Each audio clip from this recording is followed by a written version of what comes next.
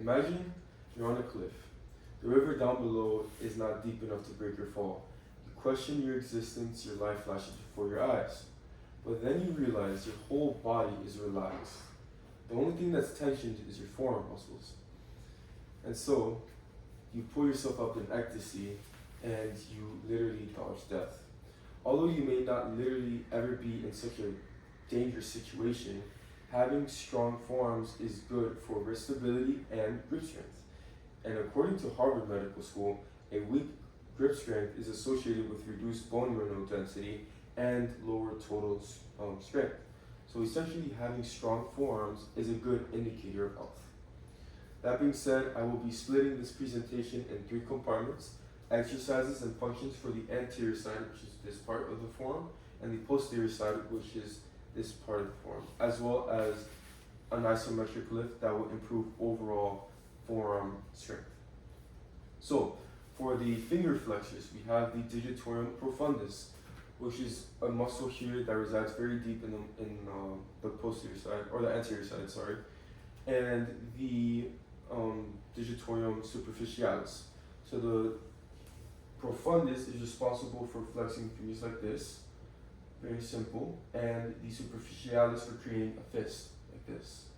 Now for the wrist flexors, which is basically a muscle that runs down here, it's vital for flexing your wrist like this, kind of like a praying mantis, like a pow punch or something like that. If you want to hit all of these muscles at the very same time, you do wrist curls. So if you want to emphasize the digitorum profundus, you let that weight drag all the way down, and then you create that fist for the superficialis, and then you wrist flex for the wrist flexor there, like that. And as for the pronator is just a muscle that rotates your wrist clockwise like this. So if you want to hit it, you could do a cable or a dumbbell, and then you start with your palms facing up like this, palms facing up, and then you just rotate clockwise like that.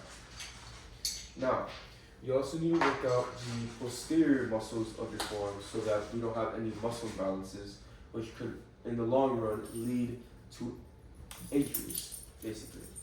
So we don't like injuries. None of us do. So for the finger extenders, which is, as the name implies, it just extends your fingers like this. You can get one of these apparatus. Put your fingers through. If you get it, there you go. And then you just flex your fingers like this. Very simple, very simple. Now for the supinator, it's much like the pronator except the complete opposite. So it rotates your wrist counterclockwise. So you would want to start with your wrist or with your palms facing down, and you just rotate counterclockwise like that. Highly suggest doing it on cables though. Lastly, for the wrist extenders, since the wrist extenders originate at the elbow through here, that means we want to keep the arm straight, and then you just flex your wrist up, just like that. And you feel a nice burn. When you do with dumbbells, you feel a nice burn on those wrist extenders.